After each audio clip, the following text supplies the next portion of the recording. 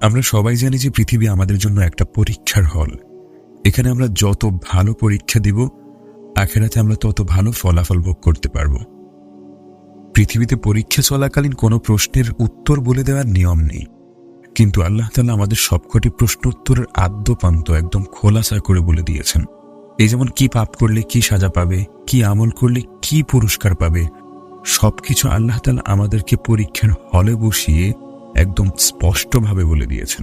আল্লাহ তাআলা আমাদেরকে পরীক্ষার হলে পাঠিয়ে প্রশ্নপত্রের সবকটি উত্তর এক এক করে ফাঁস করে পর্যন্ত দিয়েছেন। তারপরেও যদি আমরা ভালো ফলাফল না করতে পারি, তাহলে আমাদের মতো হতভাগ্য আর কপাল পোড়া পৃথিবীর বুকে একটাও নাই। একটা কথা আছে না, যেমন কর্ম তেমন ফল।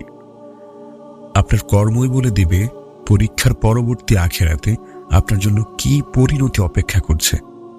এই পরীক্ষার ফলাফল ঘোষণা করার সময় কারো প্রতি কোনো জুলুম করা হবে না। যে যেমনটা করেছে সে তেমনটাই পাবে।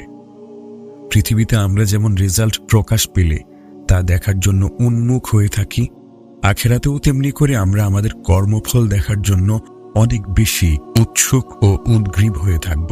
সেদিন গুনাহগারদের মনে আতঙ্ক কাজ করবে, আর নেককারদের মনে কাজ করবে হিমশীতল প্রফুল্লতা। সেদিনকার ফলাফলটা যেন আমাদের জন্য আশাব্যঞ্জক ও সন্তোষজনক হয়। আল্লাহ তাআলা আমাদেরকে গুনাহমুক্ত হয়ে নেক আমল করার তৌফিক দান করুক। আমিন।